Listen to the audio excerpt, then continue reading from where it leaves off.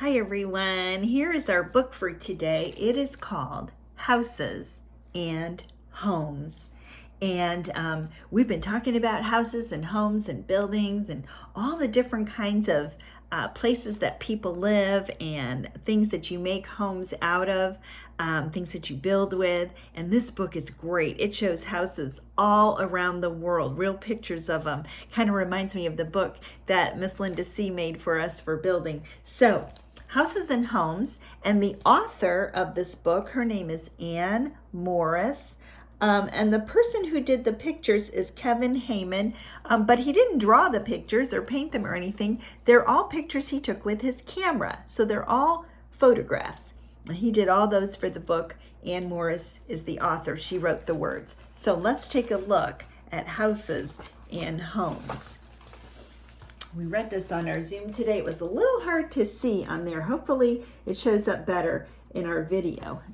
It's a funny shaped book, so I have to go from side to side. So here's some kids, and they're outside of their home. It looks like maybe they live in a city.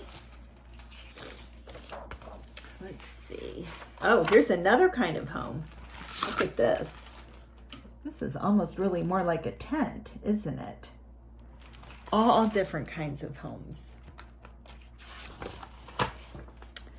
The world is full of houses. Look at those houses. They live right on the water. I'm not sure if that's a river or a canal or what, a lake. I'm not sure what it is.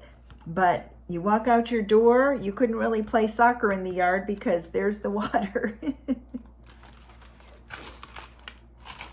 Here's another interesting kind of house.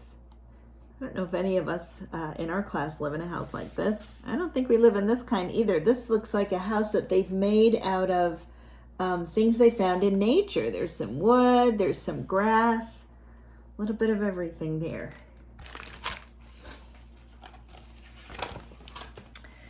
Big houses. Wow, that looks like a palace. It might even be a palace. We'll have to check in the back. I think it tells what these are.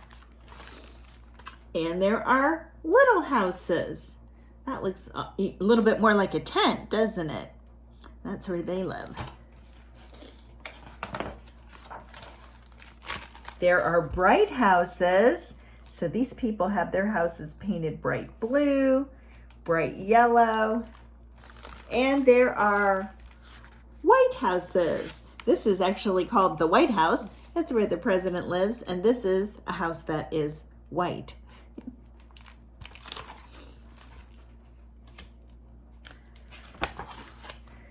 Houses that move. So these are boats that are houses. We talked about that yesterday, I think it was. Some people live on boats. Their house is a boat. So that's what's going on there. And houses that stay. So they live on a house on the land. Their house does not move. It stays put. Looks like a nice house too. You know, when you look at this picture, what season would you say it is? Can you take a guess? Is it spring? Is it summer? Is it fall or winter? If you said fall, you're probably right. I'm going to guess fall because there's leaves on the ground. They're wearing jeans. It must not be too cold because they don't have jackets, but they're wearing jeans. They're raking up their leaves. I'm going to say it's probably fall in this picture. There's houses in a row. We talked about this in our other book too. Houses that are all attached together in a row. This one's in the country. This one looks like it's in the city. And houses all alone. Here's one of those houses out in the country where you can't even see your neighbors. They're so far away.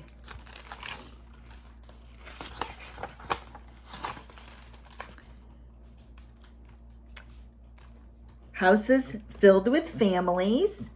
So here, I'm not sure what kind of building this is, but it looks like a lot of different families live there.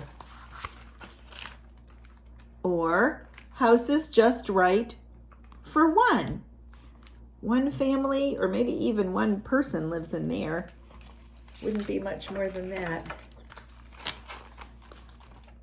Build your house with what is handy.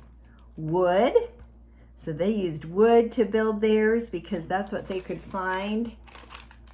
Same with these people. This house is built out of wood, and this one too. This one is built out of wood. It reminds me of that Three Little Pigs story, huh? Or stone. They built their house out of stone because that's what they found where they were living. Same thing here. They have houses built out of stone. Or straw. Or mud. Mud houses. If that's what you have, that's what you use. Or sometimes anything at all. And I'll let you take a look at that picture. They've used all kinds of things in their house. Looks like they have leaves and some vines maybe, some sticks, a little bit of everything there. You can weave it. That's what they're doing. Nail it. There's a guy with a hammer.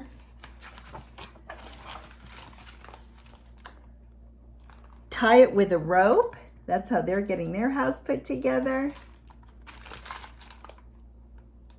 Build it on stilts. Take a look at these houses. Might be hard to see, but they are built up on top of these beams. They're sitting up on top, almost like legs, that's holding it up out of the water. There's water down here, and then there are these poles, and then the house sits up on top of the poles. So that's called, the house is built on stilts. Let in the air to keep it cool. Fill in the cracks to keep it warm. Ooh, what season would you say it is where these people are? It doesn't look like summer, does it? That looks like winter with all that snow. Look, there's something looks like a bush or a tree here that doesn't have any leaves. I think that's winter. Fill it with love and make it a home.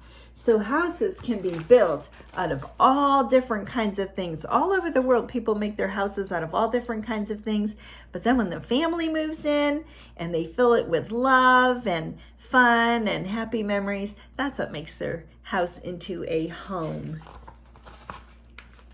All right, here are pictures of all the different homes that were in the story, and it tells where the pictures were taken. And then on the last page, it has a map, so you can see we live right about there, and then you can see where all the other pictures were taken all over the world.